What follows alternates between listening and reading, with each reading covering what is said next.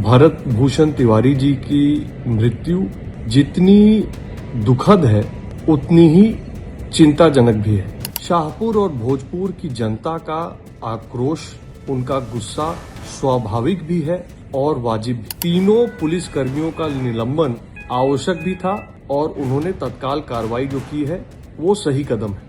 Police encounter निमित्त जो rules and regulation है उसका पालन शायद नहीं हुआ है, पर अगर सही में पुलिस कर्मियों ने अपने पावर का दुरुपयोग किया है।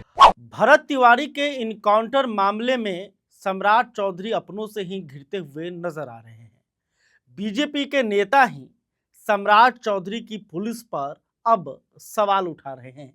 पहले आपने देखा कि किस तरह से बिहार सरकार के मंत्री और बीजेपी के वरिष्ठ नेता मिथिलेश तिवारी ने भी कहा कि फुल इनकाउंटर नहीं करना चाहिए था। ये दुर्भाग्यपूर्ण घटना है। उस बच्चे ने जिसका इनकाउंटर हुआ है उसने भी जो व्यवहार सोशल मीडिया पर दिखाया वो अच्छा नहीं था, लेकिन पुलिस को उसके आपराधिक इतिहास का पता लगाना चाहिए था और हाफ इनकाउंटर, अगर इनकाउंटर जरूरी भी था तो हाफ इनकाउंटर करना चाहिए था। इसके अलावे विजय सिन्हा जो कि बिहार के पूर्व डिप्टी सीएम हैं और वर्तमान में बिहार के मंत्री हैं, उन्होंने भी इस कार्रवाई पर सवाल उठाया। बड़ा ही दुखद और दुर्भाग्यपूर्ण है। सरकार गंभीरता से ली है। और अब देखिए ऋतुराज सिन्हा जो कि आरके सिन्हा के बेटे हैं, उन्होंने भी इस घटना पर दुख जताया है और कहा है कि रक्षक जब भक्षक बन जाए तो फिर कानून को अपना काम करना चाहिए। क्या कुछ ऋतुराज सिन्हा कह रहे हैं, आप पहले देखिए। भोजपुर के शाहपुर विधानसभा क्षेत्र में हुई घटना, भरत भूषण तिवारी जी की मृत्यु जितनी दुखद है उतनी ही चिंताजनक भी है। किसी भी सभ्य समाज में जितना आवश्यक कानून व्यवस्था का होना होता है उतना ही आवश्यक ये होता है कि रक्षक भक्षक कभी ना बने।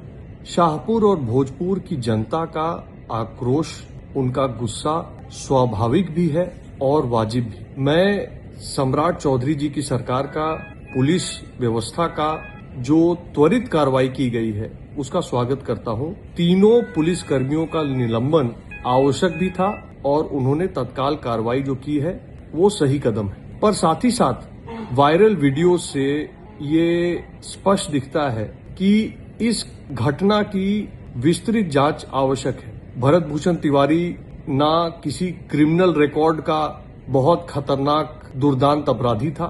उसकी हरकतों से ऐसा भी लगता है कि वो मानसिक रूप से सही हालत में नहीं था। ये भी बात देखी है, न्यूज पर चर्चा में आई है कि स्वयं उसके परिवार ने पुलिस से आग्रह किया था कि उसका आर्म्स ले लिया जाए। कुल मिलाकर जो घटना हुई है और 5 गोलियां लगी हैं, स्पष्ट रूप से Bihar police act, police manual, भारतीय न्याय संहिता, नेशनल ह्यूमन राइट कमीशन और मुंबई हाई कोर्ट के द्वारा निर्धारित पुलिस एनकाउंटर निमित्त जो रूल्स एंड रेगुलेशन है उसका पालन शायद नहीं हुआ है। इसलिए मैं अपील करूंगा कि सरकार इस पे जुडिशियल इंक्वायरी बैठाए, इंडिपेंडेंट इंक्वायरी बैठाए। सस्पेंड करना एक डिपार्टमेंटल कार्रवाई है, पर अगर सही में पुलिस कर्मियों ने अपने पावर का दुरुपयोग किया है तो criminal justice system, criminal prosecution का प्रावधान और प्रेसिडेंस दोनों है और वो चलना भी चाहिए। मेरा भी भोजपुर से गहरा नाता है। मैं क्षेत्र की जनता से, विशेषकर शाहपुर की जनता से निवेदन करूंगा कि इस हालात में भी धैर्य न खोएं। पुलिस और कानून व्यवस्था को अपनी कार्रवाई करने दें। कानून को अपने हाथ में लेना किसी रूप से उचित नहीं है, हम सब इसको जानते हैं। तो आपने देखा कि ऋतुराज सिन्हा ने कहा कि वायरल वीडियो से साफ पता चल रहा था कि भरत तिवारी जो हैं वो मानसिक रूप से बीमार था। उसके घर वाले निहोरा कह रहे थे कि उसका जो हथियार है उसे आप लोग ले लीजिए। वायरल वीडियो में यह भी दिखा कि उसने आत्मसमर्पण कर दिया था, उसने अपना हथियार फेंक दिया था। उसके बाद ऐसी कार्रवाई क्यों हुई? और उन्होंने लोगों से ये भी आग्रह किया है कि धैर्य बनाए रखें और बिहार सरकार जो कार्रवाई कर रही है, 3 पुलिसकर्मियों को निलंबित किया है, उसका भी उन्होंने स्वागत किया।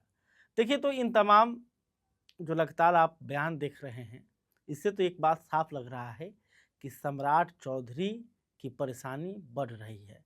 सम्राट चौधरी जिस एनकाउंटर मॉडल की चर्चा खूब जोर जोर से कर रहे थे, अब उसी मॉडल पर उनके ही पार्टी के नेता और उनके ही जो पार्टी यानी बीजेपी है, उनके जो कोर वोटर हैं, अब सवाल उठाना शुरू कर चुके हैं।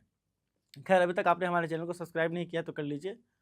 इस खबर को लेकर आप क्या सोचते हैं कमेंट करके बताइएगा। वीडियो फेसबुक पर देख रहे हैं तो हमारे पेज को भी फॉलो कर लें। बहुत बहुत धन्यवाद।